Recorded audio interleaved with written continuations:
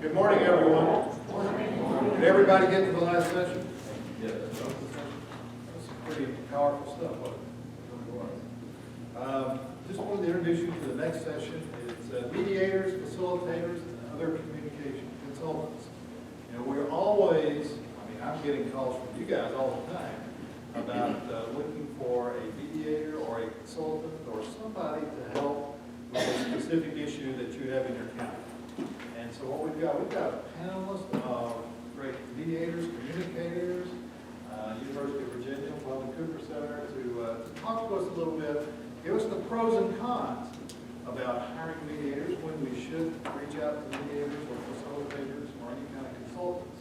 And so with us here is Suzette Denslow. It's good to have Suzette. She is a consultant right now and a mediator. Just got to tell a little bit about Suzette. Suzette and I go way back. She is formerly in the Warner administration, formerly in the Kenny administration, formerly the clerk of the House of Delegates. So a great person to have here. She is also leading our Certified Supervisors Program, the first module on budgeting, which begins in January. If you haven't signed up, send me a text, send me an email, and I will send you the form. It's a 3-month program that's going to be doing all kinds of work with budgeting and learning. And next we have is Cynthia Hudson. Cynthia is with attorney with Sands Anderson. Good to have you with us, Cynthia. And then we also have Charles Hartgrove, who is the director at the University of Virginia Institute of Government. Charles, good to have you with us. And Charles and I are from the same hometown. So he's got a little bit of an accent like I've got an accent.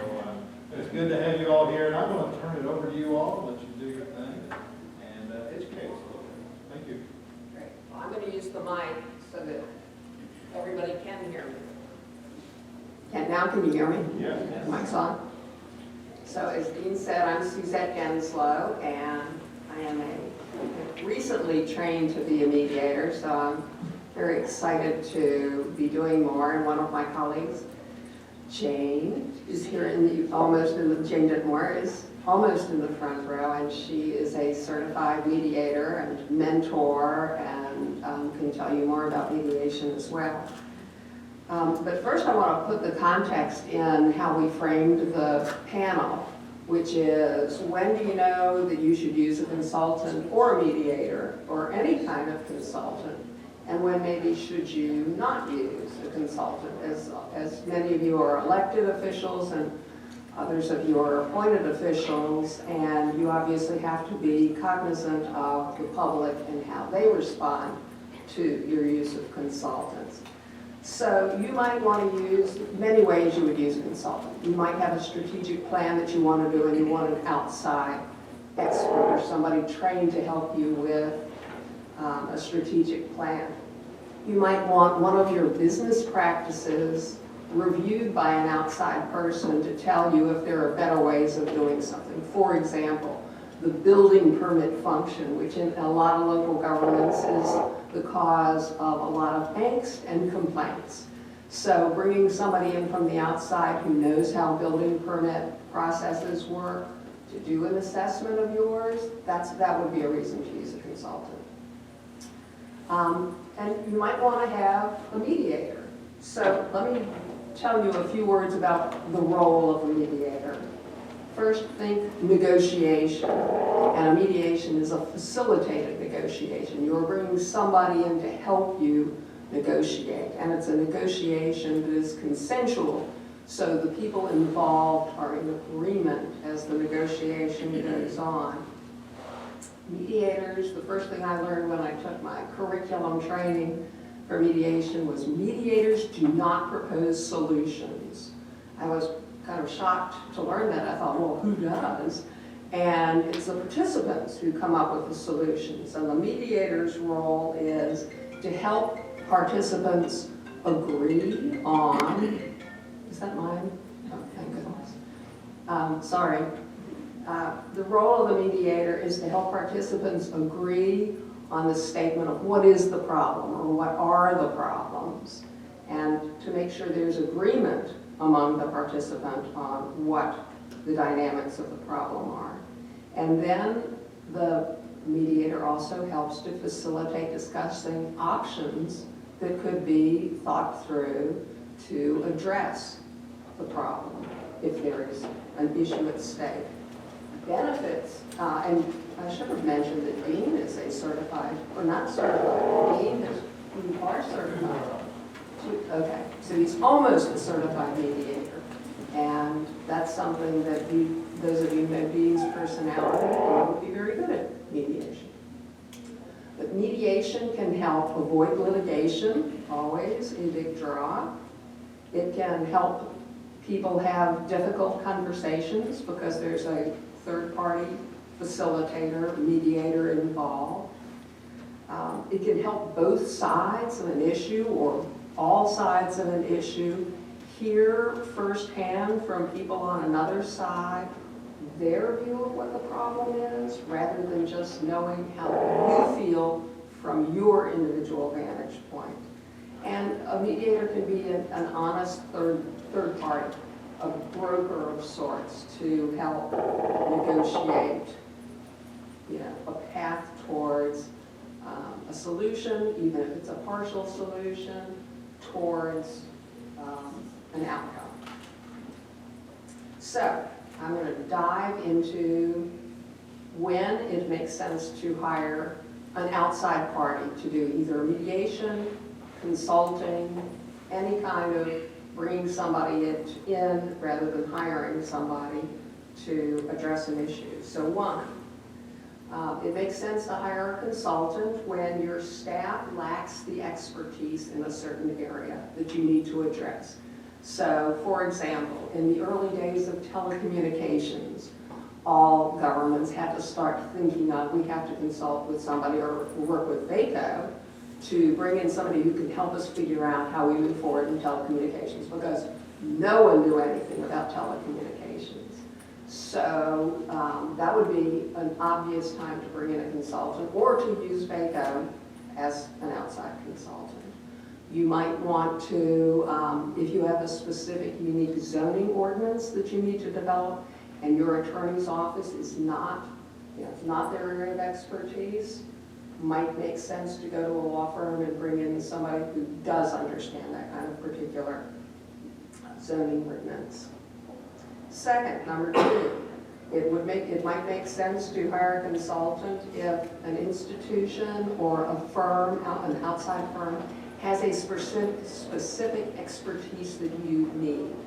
And so if UVA, since Charles is here from UVA's Institute of Government, which I also do consulting for, if there's someone on their team who is an expert at developing a strategic plan, it's good, go where people feel comfortable. They say, oh, UVA's done this a lot, let's get UVA to do it. Or VCU, or Virginia Tech, or one of the many schools around, or a firm that can provide a specific expertise.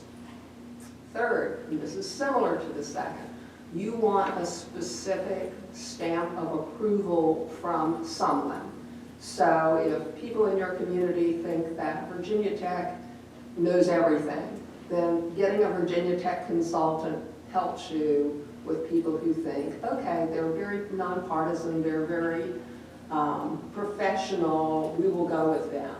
So getting that specific stamp of approval is another reason. Number four, some of you I know are on the County Board of Supervisors, but the county board might hear it better from an outside party than they would from your internal staff. And I think whether you're staff or are on the board, this happens a lot. They're going to say, well, staff's recommending this because they're invested, they're used to things this way, they created this situation, we need to get somebody from outside. So if you think that the board will hear it better from outside, that might be a good time to hire a consultant. The fifth issue is one that I'm going to give you an example of my personal professional background. It's that you do have the expertise internally, but you don't have the capacity. You don't have either the time or the staff staff you can devote to it. So you have the internal knowledge or expertise, but that staff does not have either the time or they're dedicated to other things. And the example I'll give you is in the governor's office, when I worked for, actually this would have been Governor McAuliffe and Governor Northam, we reviewed every piece of legislation that came through the General Assembly, every piece of legislation.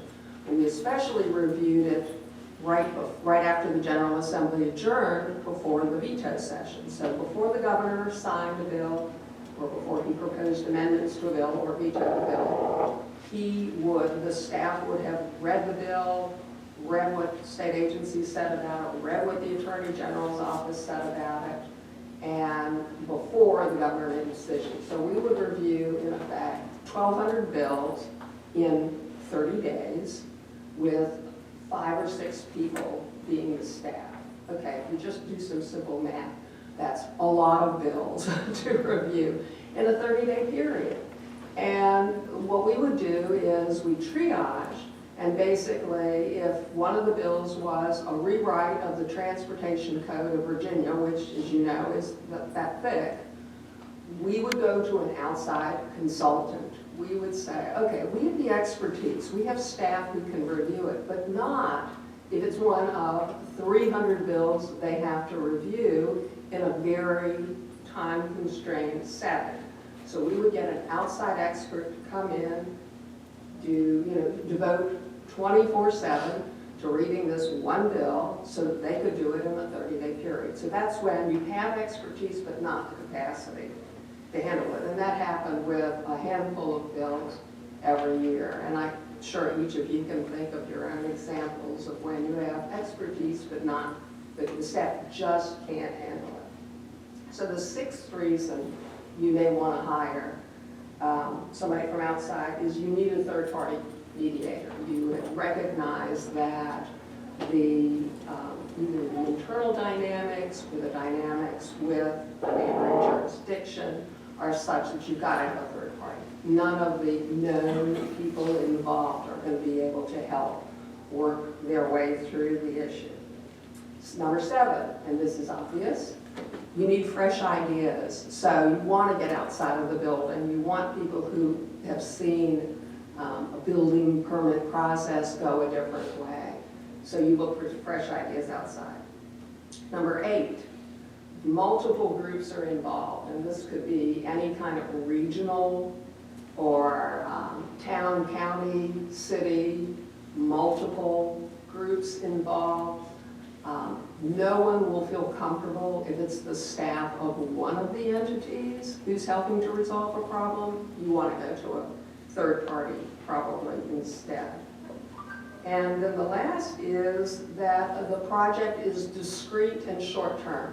So you might have the capacity, you could stretch yourselves and have staff dealing with the issue, but because of the nature of the issue, you could kind of knock it out. You could get somebody in a very short period of time to do this one project, finish it up, and move on. And it just makes it efficient to make it happen.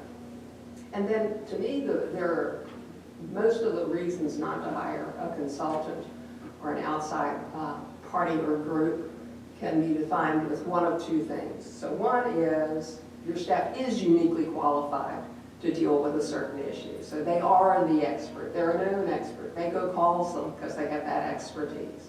So that's one. And the other is the cost. It could be that the cost, even if it's the best approach, having an outside consultant may not be feasible for you because the cost is just going to draw too much higher from people. Or that you realize on your own, you think it's just too much.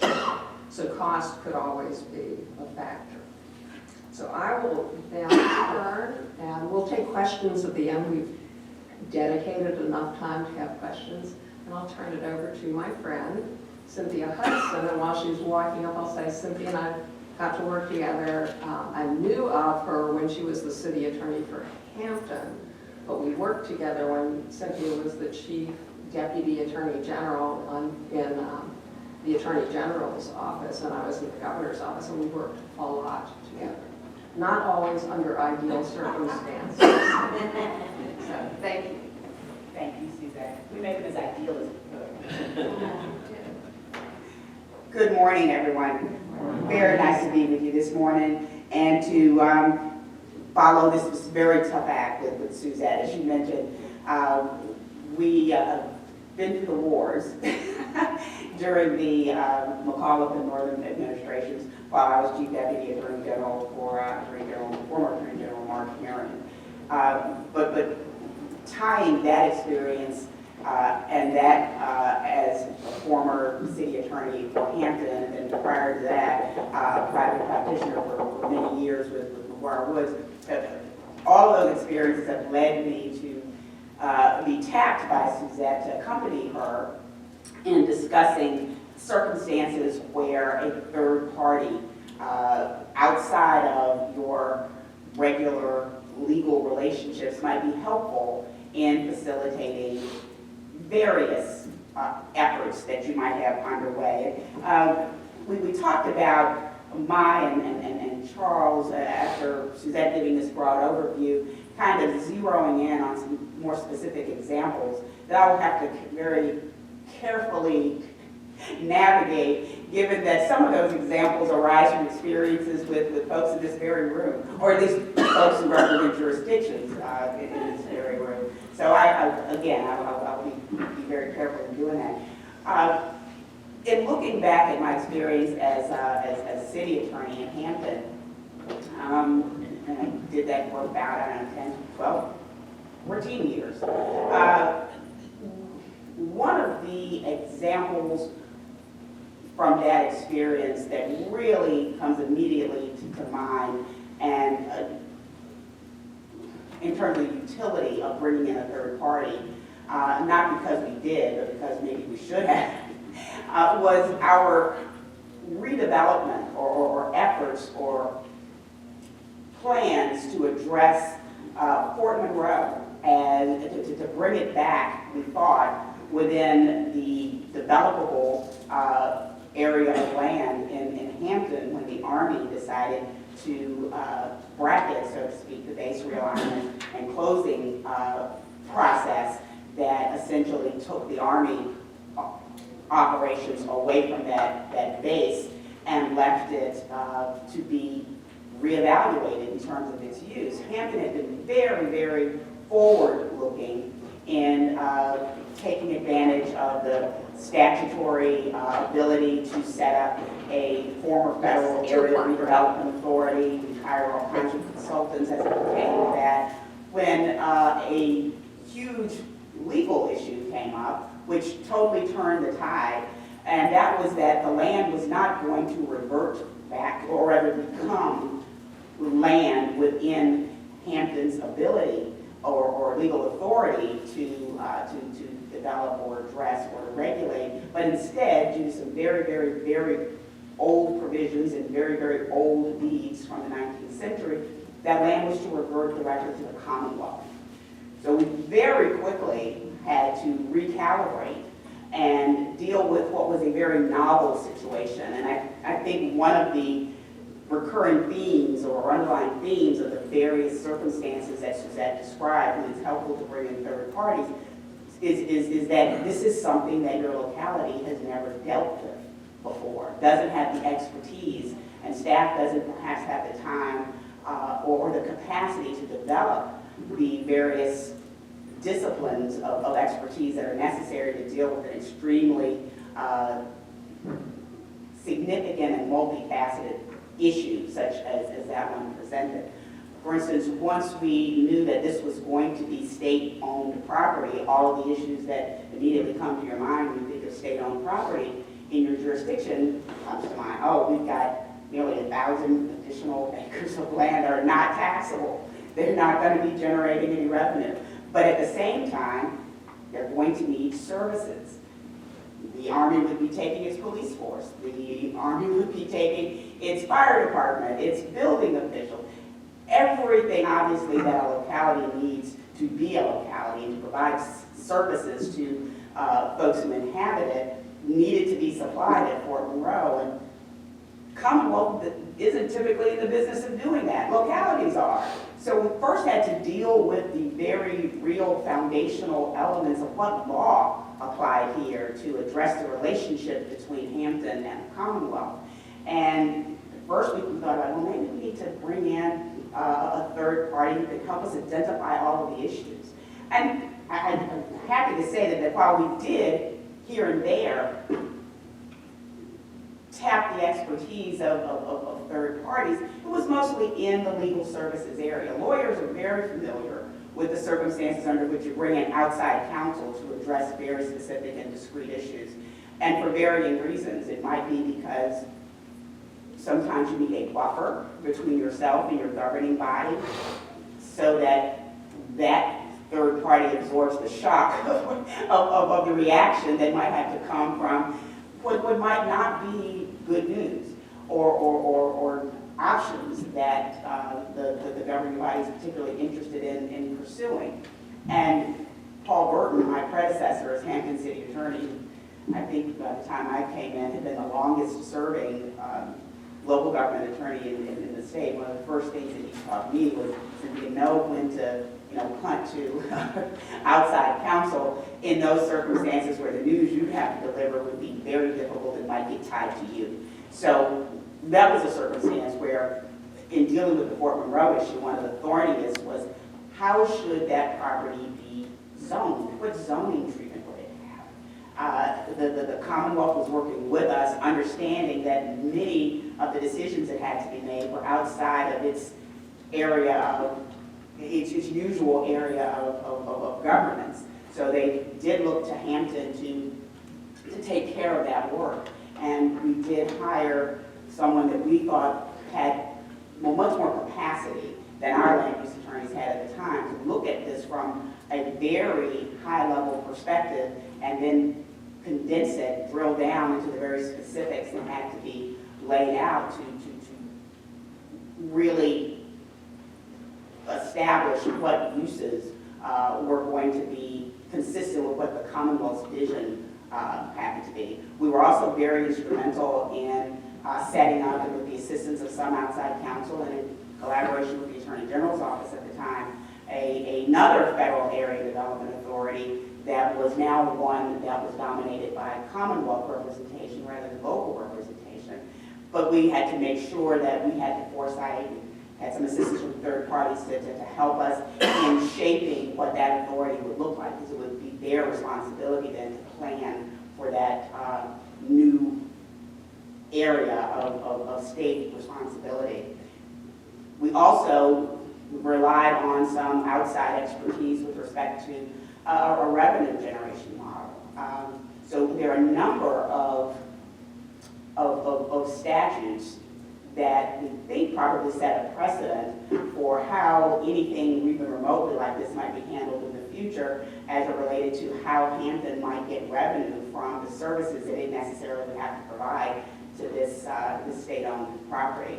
So we came up with a pilot, a payment in lieu of taxes, and a statute that supported that or enabled it to drive that. But this was a multi-year, obviously, effort, and there were many third parties involved. And I have to say that I felt like I was in a mediator type role for one of the last reasons that Suzette described, and that is that there were multiple parties involved, state agencies, in various secretariats of the governor's office. There were obviously regional issues in terms of conversations we were having with other localities in the area about the impacts and about not setting precedents that they might not be able to live with. We were also obviously dealing with our own residents and having to negotiate with various groups, many of whom were interested in historic preservation, many of whom were interested in making sure that Fort Monroe was dealt with correctly from an environmental perspective. So we had a number of interest groups that were also considered stakeholders with respect to this issue. And for my part as city attorney, obviously in support of the city manager, corralling and trying to make sure that we navigated the relationships among those folks, I think certainly was an experience for me in mediating potentially have been what at times were significant conflicts.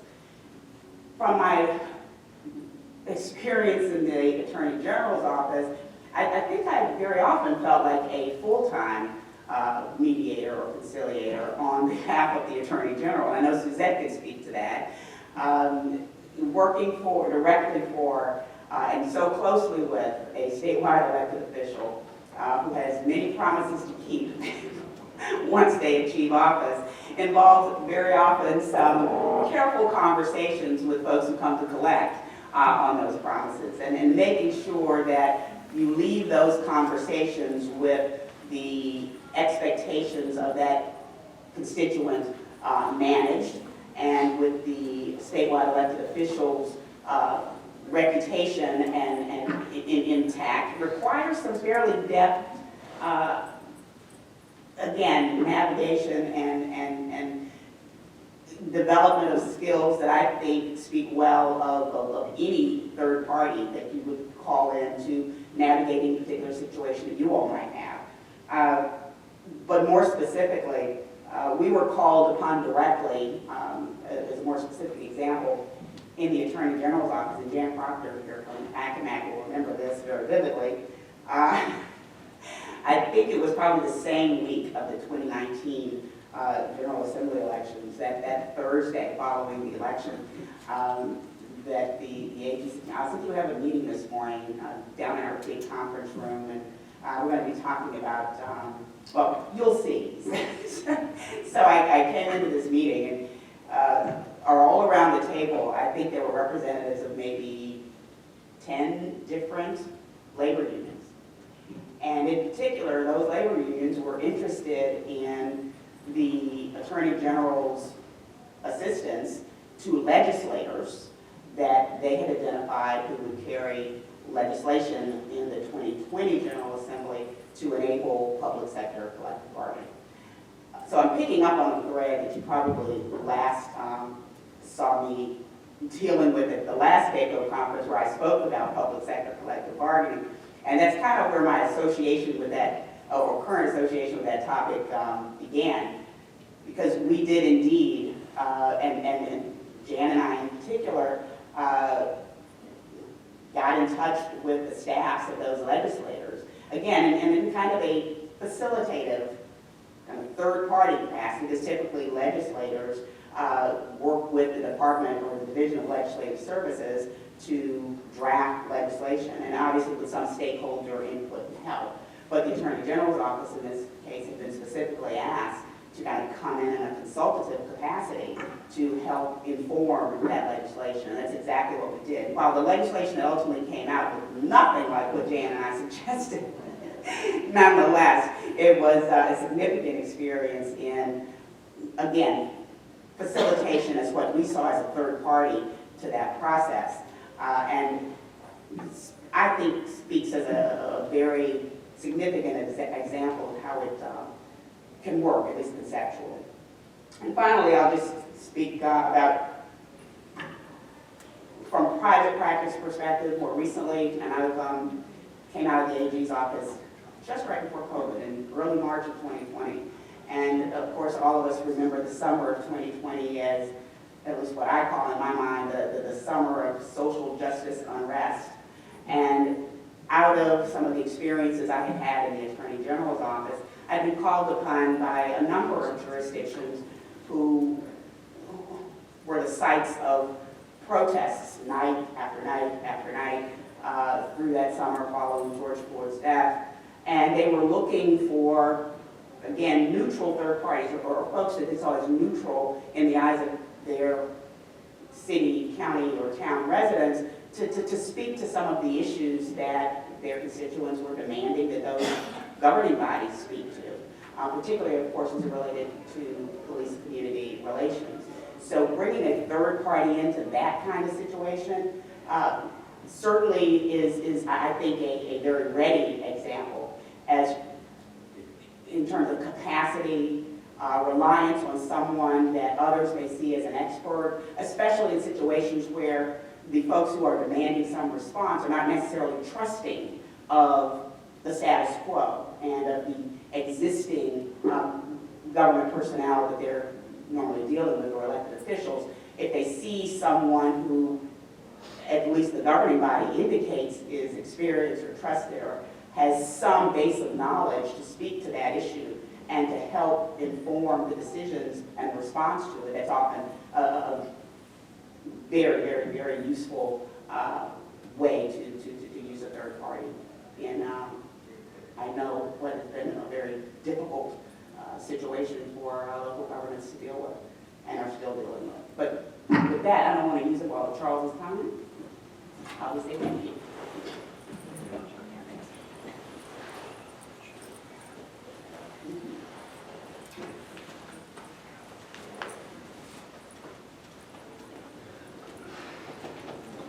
Good morning, everyone. Appreciate NACO for having us. If you'll bear with me, I'll just give you a little bit of background about myself and the Institute of Government, help it over in context in this conversation.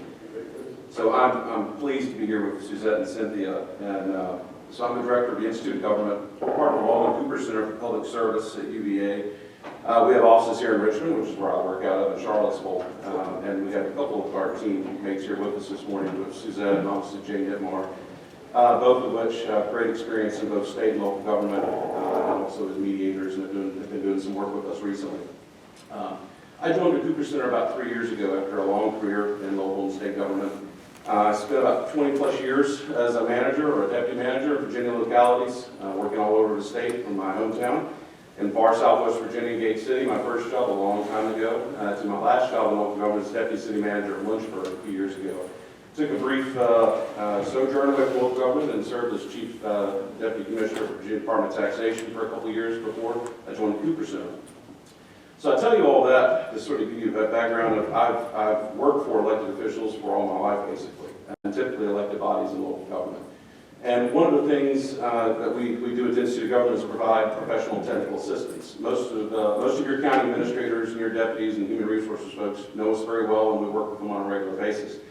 But one thing we've done in the last couple of years during the pandemic has realized there's a lot of work to be done with local governments, and the need is great. And what we've found is, as you all know, as elected officials, you go into your business meetings a couple times a month, you work through your agenda, you do all the things you do for your constituents, you work with the staff, but there's never really a great amount of time, and you're not really allowed to have the time, to work together with your board on things that are not on the agenda, right? So you're looking at strategic planning issues, all these things you look at, these big picture items that continue to get punted because there's just not time. So what we do is we work with these elected bodies and their county administrators or city managers and town managers, and we'll come in and we'll facilitate a retreat for them. And it could be on any topic they prefer. We work with multiple localities around the state.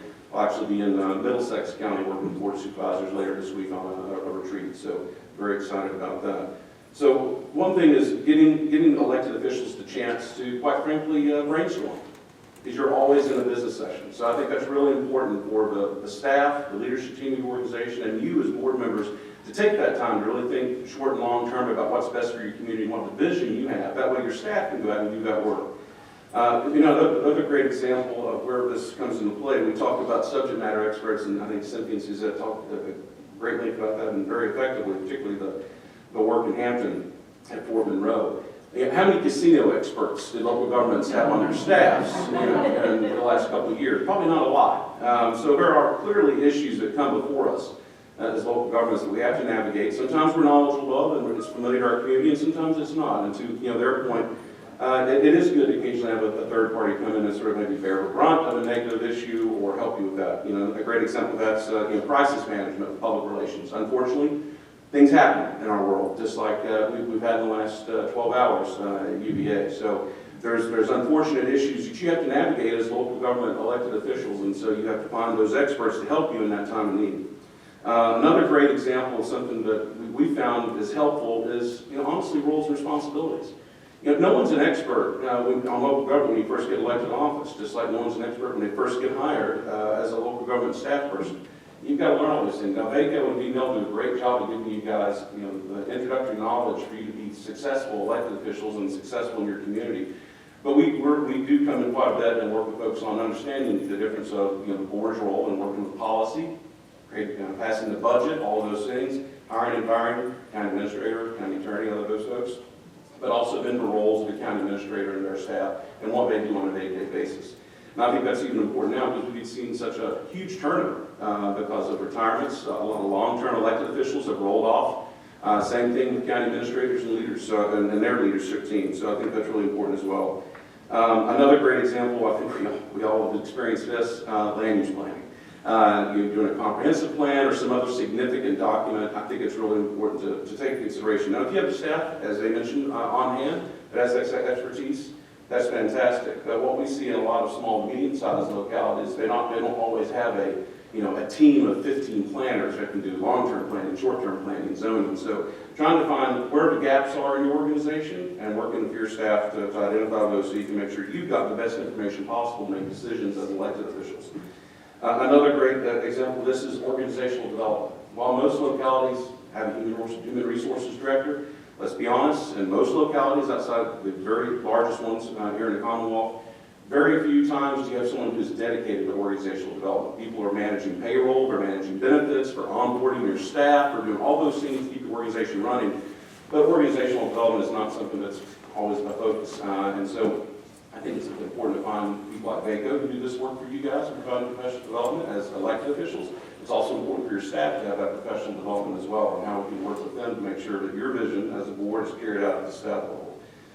Sometimes there's economic development issues, like Cynthia mentioned, that come to your locality. Now, I mentioned casinos, I part of it, that's absolutely true, and I think we'll continue to see this. I think right now everyone's trying to learn as much as they can about opioids, and the money that is now going to be funneling into the Commonwealth and directly to localities. And I'm sure we're all anxious to learn the details about that. I know we've been meeting with the staff of that organization, but yet another thing for us to navigate as local government leaders.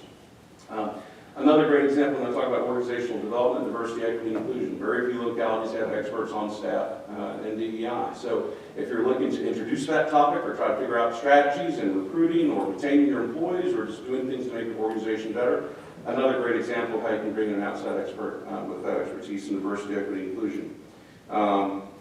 Another great example of this too, and some examples we've seen, solar, data centers, all of these very big picture issues that whether you're a small community or a large community, you have to navigate. And sometimes it takes subject matter expertise that you just may not have inside your county administration building.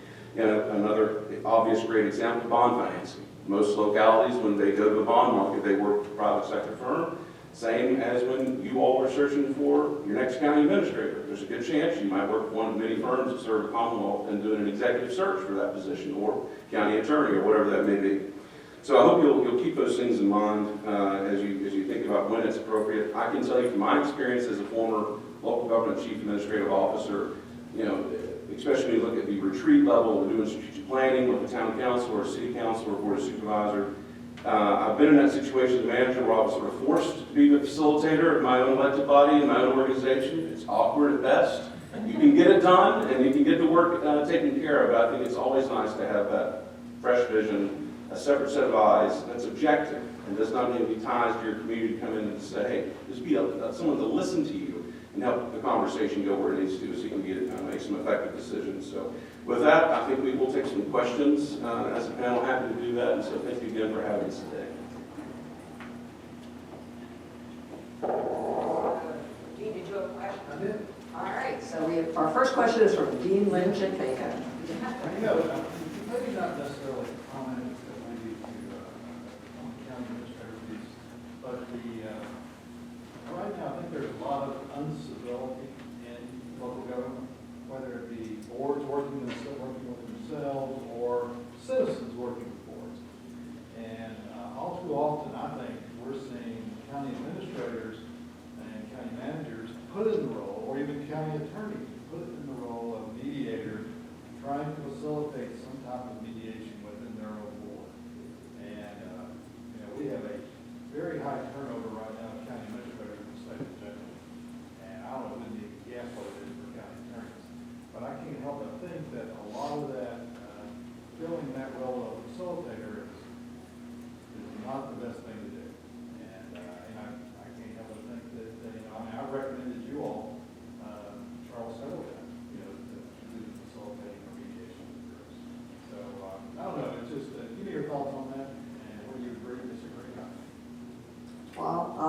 so Dean's question and comment was basically that the lack of civility in public settings is sometimes such a problem that the manager often, or someone on the staff, has to step in and be the person that fills in the role of a mediator or somebody who calms the waters.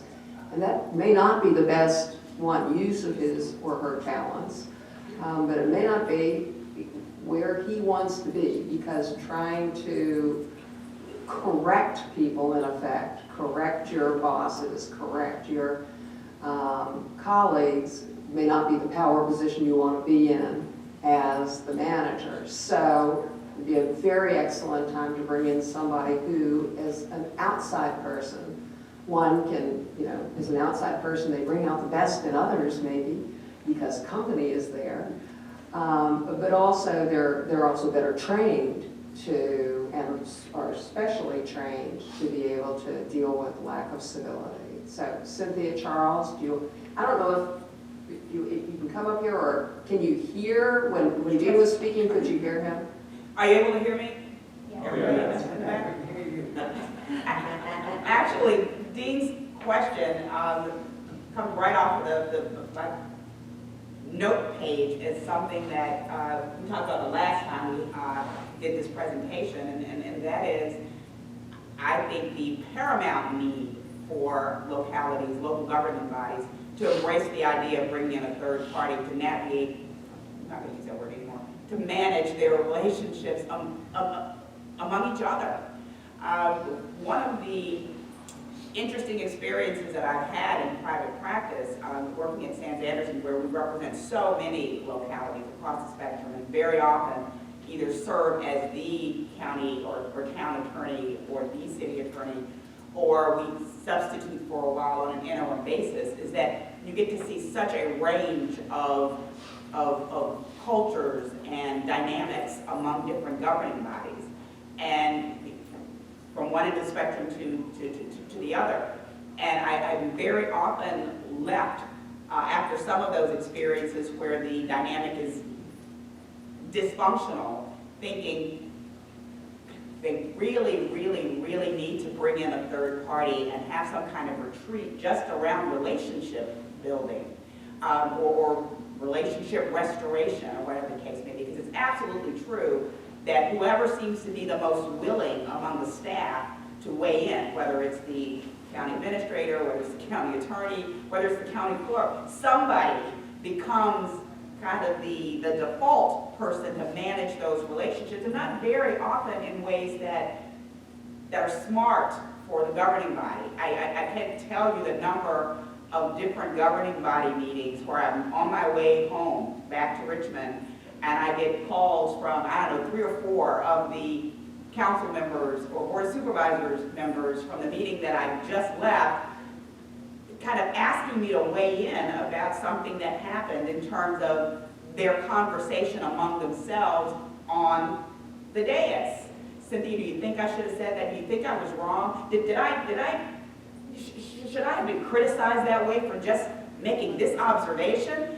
And of course, I'm left in the horrible position of trying to say the answer but not answer. Because it's just not the role, at least in my estimation, for the attorney in particular to play. And it probably isn't for, I'm sure it isn't for the administrator either, or anyone else on staff. That's a feature of governing body relationships that the governing body members have to recognize and own. And it's especially difficult when the dysfunction comes from whoever is supposed to be the presiding person. So I think I was remiss in not stating during my presentation that one of the most effective areas in which third parties can and should be brought into is in this relationship building, relationship management. And Charles, I'm going to dive in and say the last thing in that situation Cynthia would have wanted is for one of the council members to say to another one afterwards, well, Cynthia said exactly that you shouldn't have criticized me like that.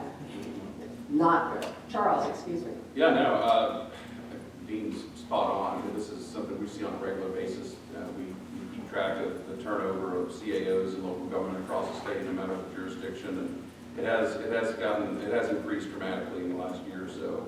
And I think we're seeing more and more calls to us from communities saying, hey, you know, from a board chair or from the manager, administrator saying, we're really struggling.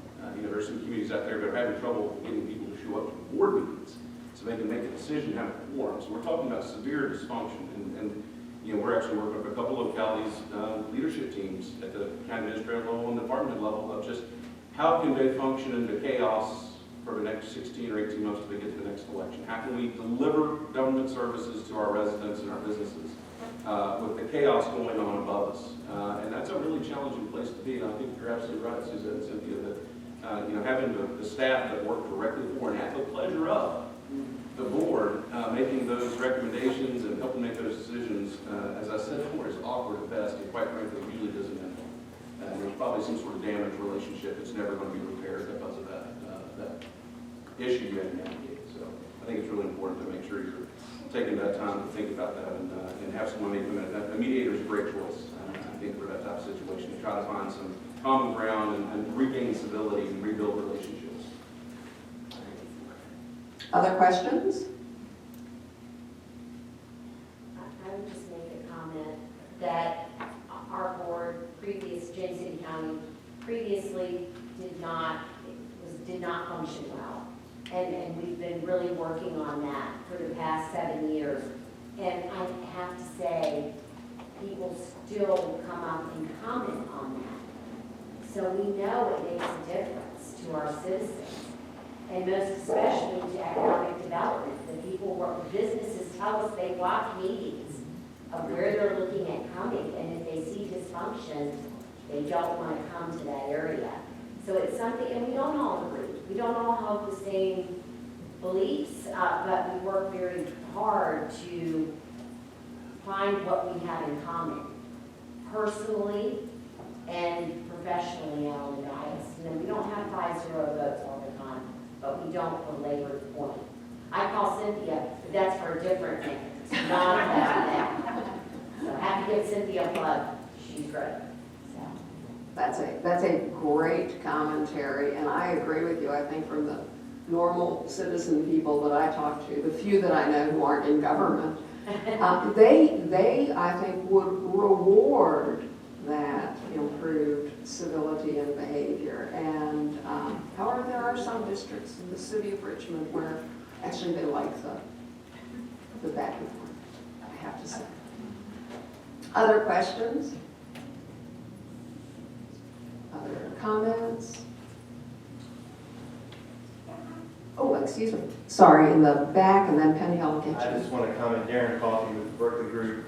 We're proud VACO Premier Partners. We're local government consultants. And to the panel, I just want to say amen. Thank you. Penny Gross from Fairfax. Thank you. As I'm listening, I'm thinking, too often we work so hard to get yes. That sometimes the answer actually is no. But everybody's afraid to say no. And because so many people now expect, well, I want, so I get. So how do you, maybe this is a more philosophical question for us to talk about in our own jurisdictions, but how do we not be afraid to say no and hopefully not have some of the consequences? But you can get to no, but it takes a while to provide the rationale for why you're saying no or why you're pulling the plug on a particular program.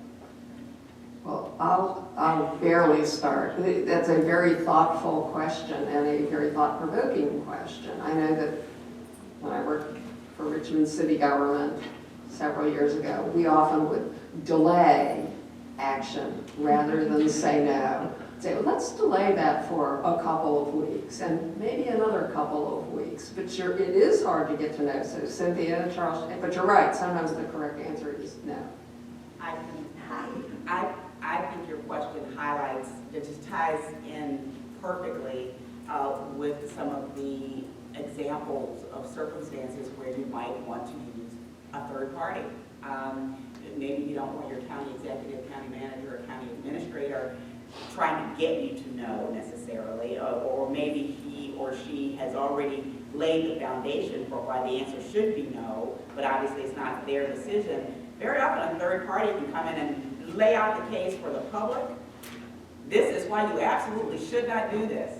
And then the governing body can perhaps deftly say what they said. Here's why we're not doing this. Look at all those wonderful reasons that they've given. And if the consultant, and it's an area that lends itself to that, of course, is I think, well recognized enough, knowledgeable enough, seen as a subject matter expert, then the governing body members, you're obviously paying for them to advise you in a particular way. There's nothing wrong at all in relying on that advice to say no, and for these good reasons that have been laid out by this.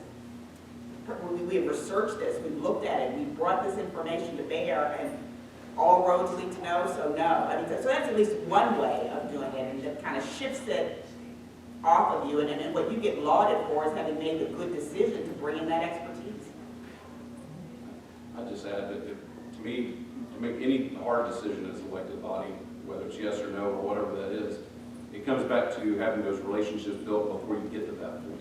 Because if that trust and that civility is gone before you get to that really important decision point in your community, you're not going to be prepared for it, and chaos will potentially ensue. So it's really about when things are going well, that's when we need to be working together and building those relationships and building that trust. So when we do have complications in our communities and really challenging issues to navigate, hopefully that'll make it a little bit easier, knowing that there's some trust and civility. Not you have to go over and have coffee at each other's houses as elected official, I understand that, but still.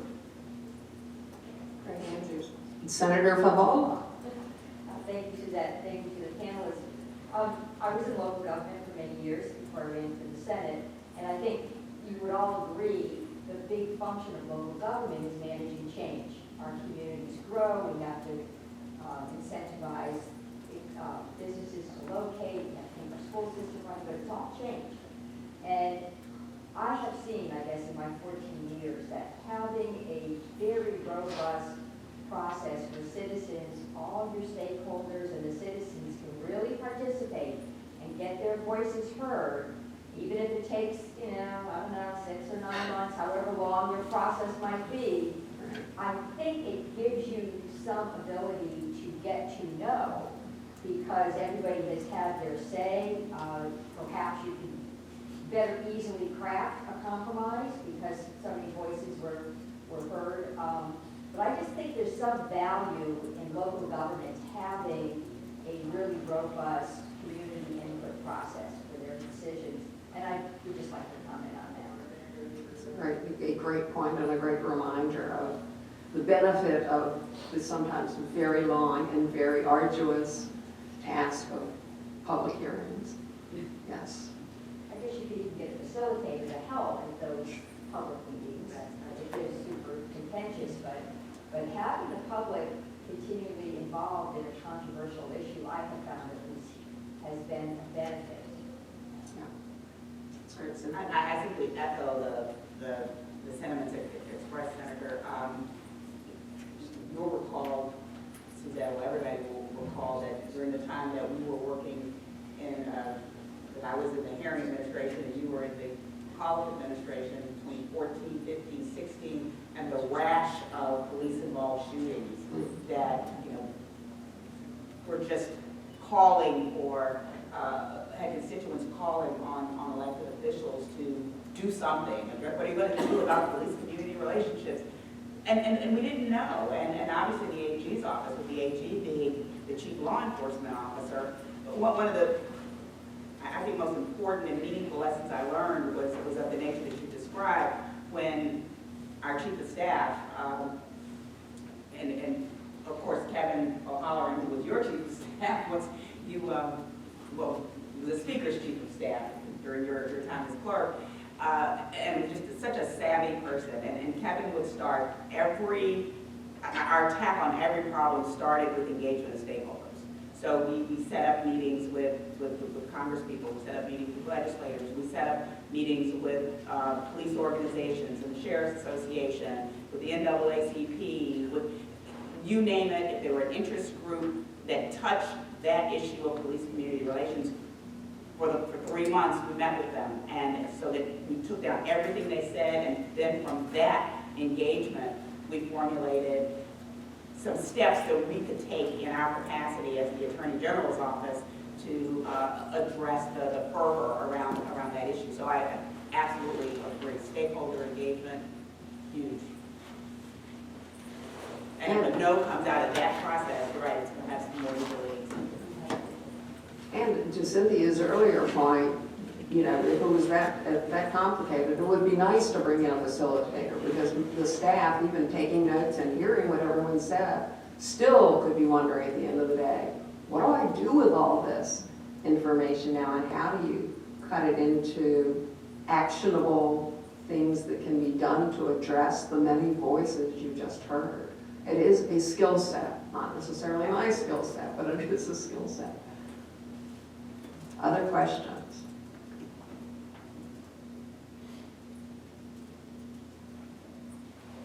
Dean, any? Last thoughts? Any last thoughts from the panelists? Charles, I'll start with you. I think, someone made the point earlier about, the optics. They were talking about, economic development things when there's challenges with your governing body or your government in general. And people are watching. People are watching the communities. And when we look at, the challenges we all have attracting and retaining professional quality staff in our organizations, competing with all those folks, I think that's really important to know. When you're, once maybe you're hiring a county administrator or you're hiring those other important positions, or even the frontline folks, let's be honest, that do the work of running your locality, they're going to be looking to what the board does. They're going to be looking at how the board treats staff. They're going to look at how the board talks to the citizens and the business owners in public settings. And I think if there's one takeaway from this, just know that all these decisions and all the things that we do in public impact how we can have great communities, no matter what it is. And so just be mindful of the optics of things when you're making decisions. Cynthia, last thoughts? I would just echo exactly what Charles said.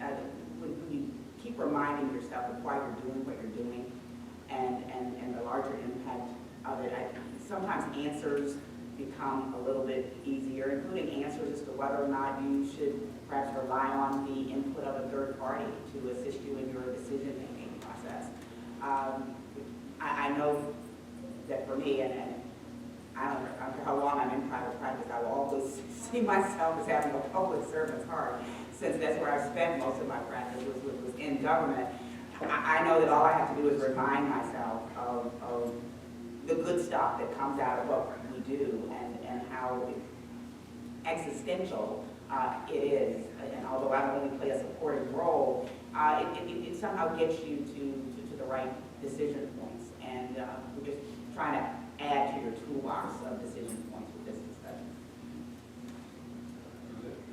Gina, I'll just add my one last thought, which came to me after now having, being at the end of this, but another time to call a mediator or a facilitator is when there's a personality conflict. And you hate to say that out loud, but as a manager, it was always the most frustrating thing when two professionals could not let their personality differences get them to where they could work together. And nothing frustrated me as much. I remember saying to people, look, I can solve this problem. You're not going to like the solution, but I can solve it for you. But you guys have to work this out, which was not very effective. Calling in a third-party mediator or facilitator to help the two people resolve it, or to help more than two people, or a time when those two people can hear from somebody else, another very good time to bring somebody in. Resources, Charles, Institute of Government, So, VACO can be resources for mediators, consultants, absolutely. Yeah, we've Berkeley Group. there's tons of great private and public organizations to do this work. So please never feel like you're alone. Obviously, I know you all have a great resource in Dean and his staff, and they do a great job of taking care of the members. But we're there to help as well. We're part of that team with VACO and BML and Virginia First Cities and other local government organizations. So please feel free to call on us at any time. We'll do the best we can to try to assist you in your locality. Thank you all. Thanks to the panel. Let's give them a hand.